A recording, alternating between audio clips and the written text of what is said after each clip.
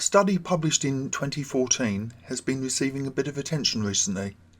Metro journalist and former TV scientist Waugh describes it using the following headline: "Almost all dying people are visited by dead friends in their final days, study finds." Waugh goes on to explain, as death draws near, many people see visions of dead friends and relatives, and the visits get more frequent in the hours leading up to death. Waugh is being deliberately misleading, but he's describing the results of a small but fascinating study conducted on just 66 patients, conducted by researchers at Canisius, a private Jesuit college in New York. Patients with a history of psychotic behaviour were eliminated from the study before it began. If you have a healthy degree of cynicism, the college's Catholic orientation will probably be setting off all kinds of alarm bells regarding confirmation bias, motivation and skewed methodology, as will such a small sample size. But let's put that to one side and grant the study the courtesy of assuming that it was conducted professionally and without bias. The study is formally entitled End-of-Life Dreams and Visions, a longitudinal study of hospice patients' experiences. A far cry from the sensationalist clickbait title of gutter journalist Waugh. Its overview reads, "End-of-life dreams and visions, ELDVs, have been well documented throughout history and across cultures. The impact of pre-death experiences on dying individuals and their loved ones can be profoundly meaningful." The results are summed up as follows. 59 participants comprised the final sample. Most participants reported experiencing at least one dream or vision. Almost half of the dreams or visions occurred whilst asleep, and nearly all patients indicated that they felt real. The most common dreams and visions included deceased friends, relatives, and living friends and relatives.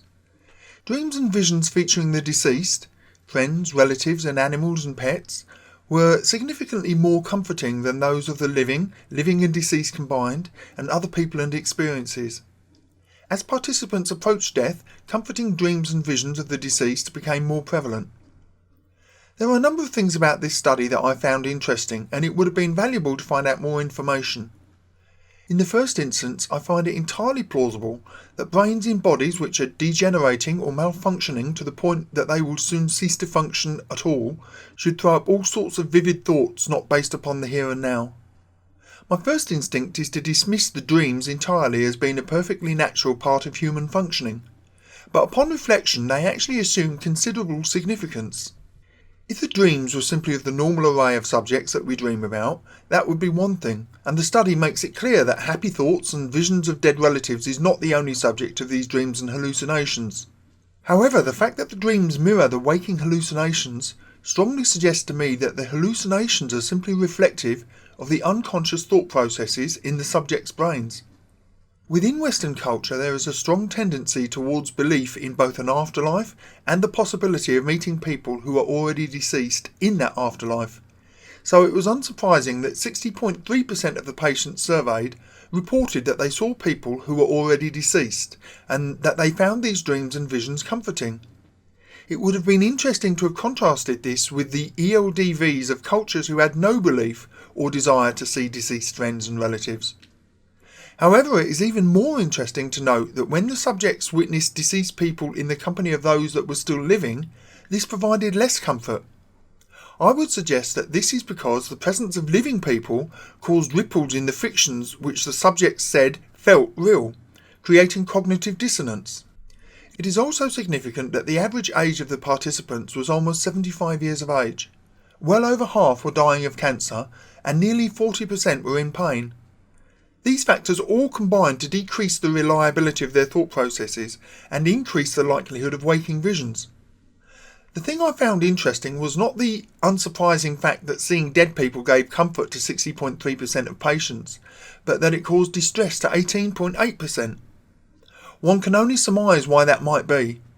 Perhaps not all of the patients believed in the afterlife, or if they did, they had no desire to see those who had gone before, or perhaps they had not parted on positive terms, or perhaps, as formerly mentioned, the presence of living people in these real-feeling ELDVs were counter to their beliefs about the nature of the afterlife. Given that these ELDVs were rated as feeling extremely real by patients, perhaps they served as signifiers that the patients were close to death.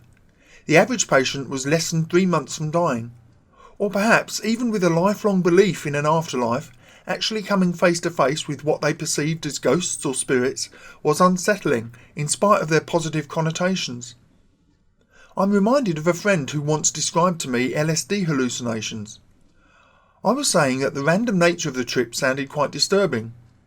He said to me that what you take into the trip is what you get out of it.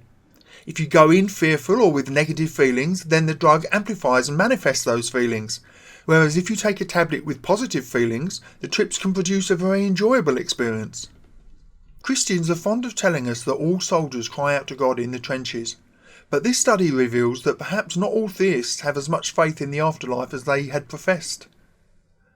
Clearly Waugh was overreaching when he declared that almost all dying people are visited by dead friends in their final days. A study of just 59 people is insufficient to make such a claim. But let's say that his claim turned out to be true.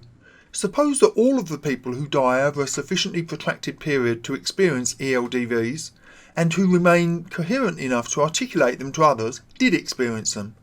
What would that mean for belief in the afterlife? Which came first, the chicken or the egg? Belief in an afterlife or visions of dead people? To my knowledge, it seems that belief in an afterlife was common amongst most ancient cultures. Chinese, Romans, Egyptians, Greeks, Mayans, Mesopotamians, Druids and more. It was only occasional religions, such as Confucianists in China and Caravakas of ancient India, that had no concept of life after death.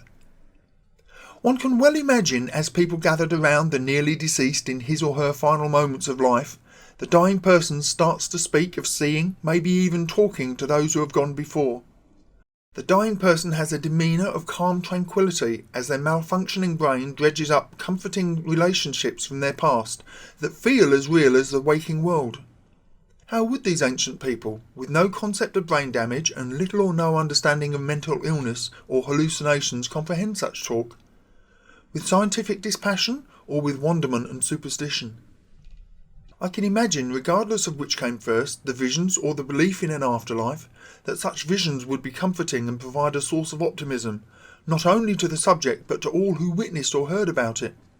Indeed, modern Christianity is awash with stories of doctors who died and saw the archetypal white light, children who spoke to dead relatives, and people who claimed to have visited the afterlife.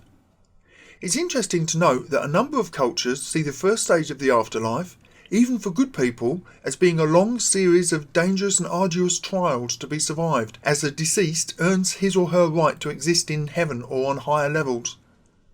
I imagine, faced with the knowledge that such trials were to come, speaking to your dead grandmother would provide additional reassurance that such trials were not insurmountable. Ultimately, whether the visions came first or the belief in an afterlife, it seems likely that they would serve as a self-reinforcing circle, creating mysticism from a brain which, in the course of slowly shutting down, produces visions and dreams of people and relationships that were important during life. Perhaps, just as the body's defensive mechanism, when faced with too much pain, is to pass into unconsciousness, these visions are a psychological defensive mechanism for the imminent emotional and physical trauma of death. Hey guys, thanks for watching. Hope you enjoyed the video. If you did, please take the time to rate and comment, and it would mean a lot to me if you would subscribe. Thank you.